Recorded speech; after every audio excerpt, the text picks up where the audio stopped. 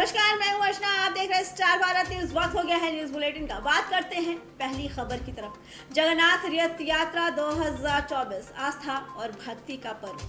रथ यात्रा कल उड़ीसा के पुरी में निकाली गई। उस वक्त दर्दनाक मोड़ ले लिया जब भगवान बलभद्र के रथ तालध्वज को खींचने के दौरान भगदड़ मच गई। इस हादसे में एक श्रद्धालु की मौत हो गई जबकि 400 से ज्यादा लोग घायल हो गए।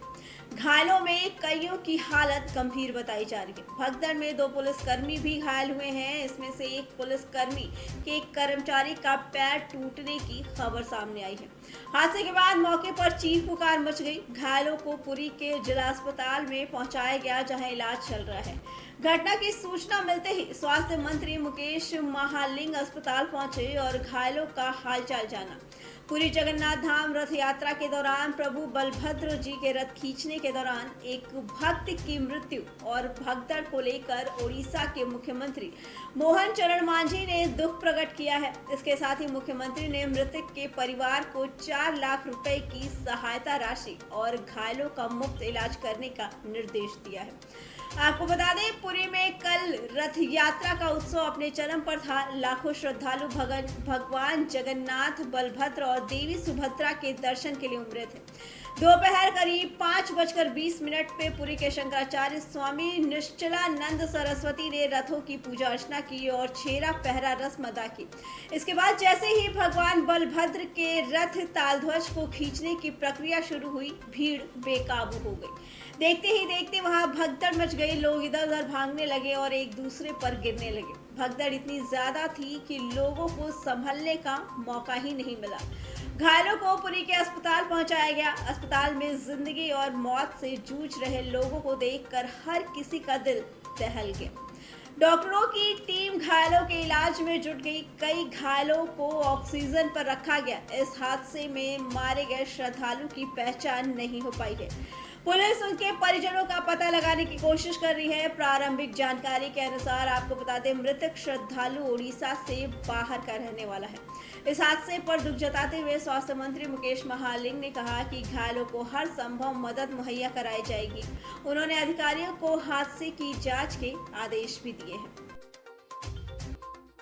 बढ़ते हैं अगली खबर की तरफ, जो गुजरात से है। गुजरात के सूरत में एक 6 मंजिला घर ढह जाने की खबर ने गुजरात सहित पूरे देश को हिलाकर रख दिया।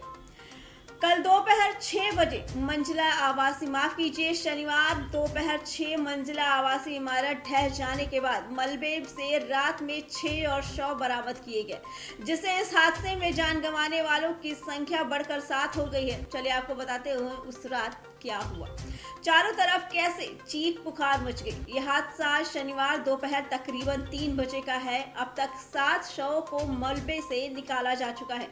हालांकि अब कम लोगों के मलबे में फंसे होने की आशंका है। जब रेस्क्यू ऑपरेशन टीम रेस्क्यू के काम में लगी थी, तभी उन्हें नीचे से औरतों के चिल्लाने की आवाज सुनाई दी। इसके बाद मलबे तो तुरंत हटाया गया और महिला को बाहर निकाला गया। पहला शव रात 9 बजे मलबे के नीचे मिला। रात 12 बजे दूसरा शव मलबे से बाहर आया। वहीं दोपहर 12:30 बजे मलबे से तीसरा शव निकाला गया। चौथा सुबह 4:30 बजे, पांचवा 4:30 बजे और छठा 7वां सुबह 5:01 पर निकाला गया। 7 मृतकों में से 6 की पहचान हिटमैन केवट, अभिषेक केवट, साहित्य चमार, शिव पूजन केवट, परवेश केवट और ब्रजेश गौड़ के रूप में की गई है। अधिकारी के अनुसार 8 साल पहले बनी इस इमारत की जीर्ण शीर्ण हालत में थी और अधिकांश फ्लैट खाली थे।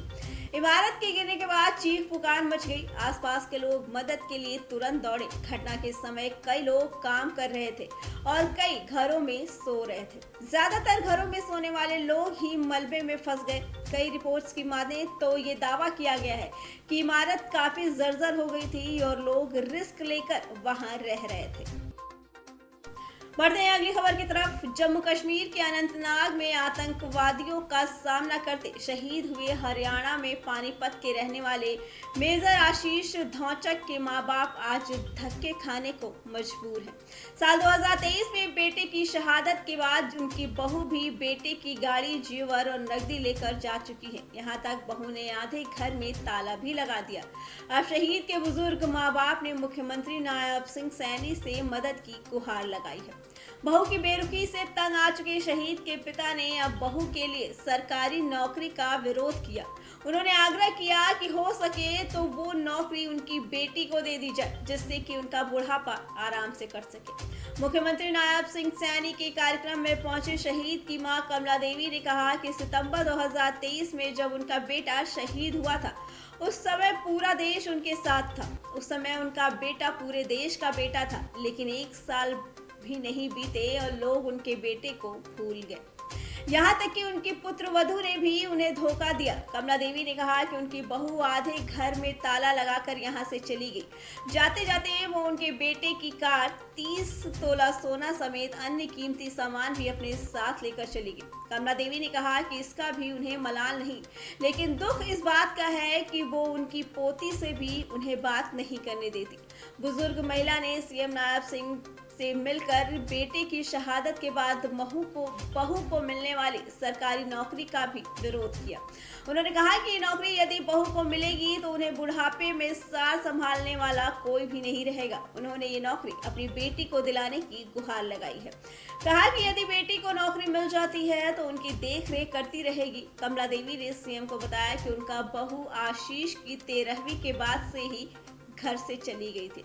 इसके बाद 11 महीने हो गए और अब तक ना तो वो वापस लौटी है और ना ही उसकी कोई खोज खबर ली है।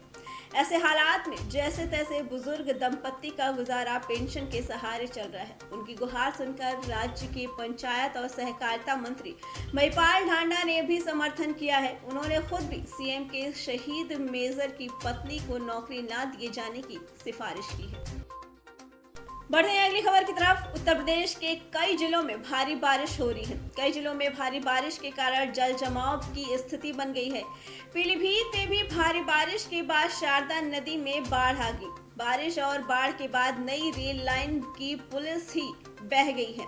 अब इसका वीडियो सोशल मीडिया पर वायरल हो रहा है। अब सांसद लालजी वर्मा ने रेल लाइन बहन का वीडियो अपने आधिकारिक सोशल मीडिया पर शेयर किया है। उन्होंने वीडियो शेयर करते हुए लिखा, उत्तर प्रदेश के जिला पीलीभीत में शारदा नदी में बाढ़ और बारिश से नई रेल लाइन की पुलिया बह गई है।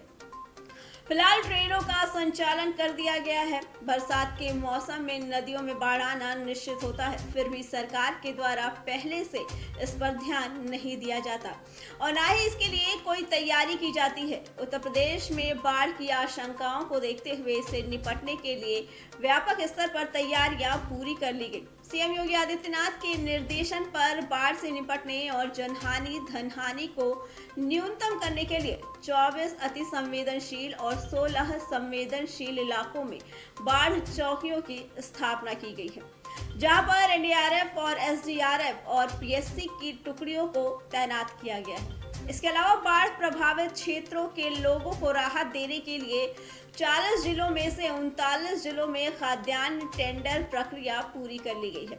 प्रमुख सचिव राजस्व पी गुरुप्रसाद ने बताया कि मुख्यमंत्री योगी ने अधिकारियों को बाढ़ प्रभावित क्षेत्रों में अलर्ट रहने के साथ तैयारियों को पुख्ता करने के निर्देश दिए। प्रदेश के अति संवेदनशील और संवेदनशील क्षेत्रों में 612 बाढ़ चौकियों की स्थापना की जा चुकी है। इन क्षेत्रों में अतिरिक्त बाढ़ चौकियां की और भी स्थापित की जा रही हैं। बाढ़ चौकियों में एनडीआरएफ की 7, एसडीआरएफ की 18 और पीएससी की 17 टीमें तैनात की। बढ़ते हैं अगली खबर की तरफ। हरियाणा के पंचकुला में आज सुबह एक बड़ा बस हादसा हो गया।